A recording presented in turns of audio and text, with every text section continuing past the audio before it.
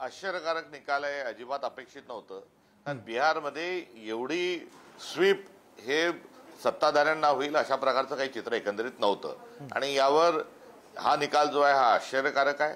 मात्र निवडणुकीच्या पूर्वी आणि निवडणुका झाल्यानंतरही जो वोट चोरीचा जो मुद्दा आहे हा अद्याप देखील हा अधोरेखित केलेला आहे आणि या अनुषंगानं एक या सगळ्या निकालांना जे वलय आहे किंवा जी पार्श्वभूमी आहे ती वोट चोरीची आहे, त्याचाही यामध्ये काय किती प्रभाव आहे हे देखील या ठिकाणी बघणं आवश्यक आहे.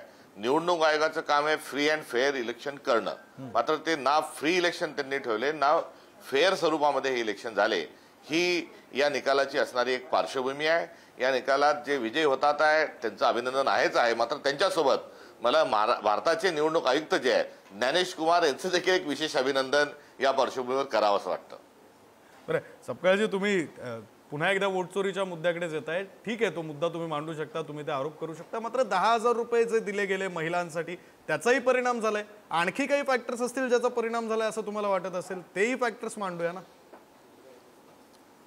हो, मुळात जो मुद्दा अधोरेखित केलेला होता जो आजही आहे हा मी सविनय या ठिकाणी निदर्शनास आणून देऊ इच्छितो. याशिवाय जे 10,000 दिले, कारण बिहारमध्ये अत्यंत गरिबी आहे. इतक्या दीर्घ काळापासून नरेंद्र मोदी आणि नितीश कुमार हे सत्तेवर असताना बिहारमध्ये जो हंगर स्ट्राईक असेल किंवा ह्युमन डेव्हलपमेंट इंडेक्स असतील, हे जे विश्व मान्य जे सगळे पॅरामीटर्स आहे यामध्ये बिहारची परिस्थिती अत्यंत खराब आहे. रोजगाराचे चित्र अत्यंत खराब आहे. तिथे एका वर्षाचं दरडोई उत्पन्न हे 10,000 आहे आणि एका वर्षाचं उत्पन्न हे एका निवडणुकीच्या पार्श्वभूमीवर एकाच घरात जर दिला जात असेल तर त्याचा प्रभाव हा निश्चित स्वरूपामध्ये हा होणार आहे. तोही त्यातला एक महत्वाचा भाग निश्चित स्वरूपाचा आहे. मात्र मी त्या ठिकाणी स्वतः गेलेलो नव्हतो, पूर्ण फिरलेलो नव्हतो. मी पक्ष म्हणून आपल्या सगळ्यांच्या आपल्या समोर या ठिकाणी आहे. त्यामुळे या सर्वांची जी समीक्षा आहे ही अर्थात ती होईल आणि प्रत्येक निकालानंतर त्या संदर्भात चर्चा होणं हे अत्यंत स्वाभाविक असतं. त्यामुळे याचे सर्व जे काही कंगोरे आहेत हे आपल्या सगळ्यांच्या समोर येतील. तुर्तास हा लोकशाही चा जो लढा आहे हा लढण्याच्या अनुषंगाने आम्ही राहुल गांधींच्या नेतृत्वामध्ये कटिबद्ध आहोत. बचेंगे तो और लढेंगे ही असणारी आमची भूमिका आहे आणि मुळात ही जी लढाई आहे ही विचारधारेची लढाई आहे आणि एकंदरीत भारतीय जनता पक्ष ही लोकशाहीची पायमल्ली करत आहेत, गणतंत्राची गळचेपी करत आहे असा असणारा जो आमचा आक्षेप आहे, तो आक्षेप आणि आयडिया ऑफ इंडिया संविधानाला अभिप्रेत भारत निर्माण करण्याची लढाई आम्ही पुढे देखील लढत राहू.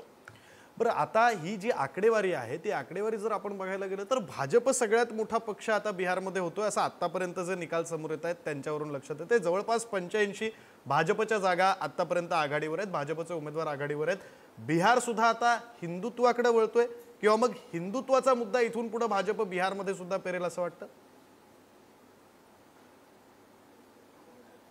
भाजपच्या विचारधारेच्या अनुषंगानं बिहारमध्ये बराच आधीपासून स्वातंत्र्याच्या पूर्वीपासून जो आहे तो वैचारिक वाद हा होत राहिलेला आहे. कुठे नरसंहार जे आहेत स्वातंत्र्याच्या आधीच्या काळापासून ते तिथे होत राहिलेले, एका जातीत दुसऱ्या जातीत भांडणं हा देखील होत राहिलेला आहे.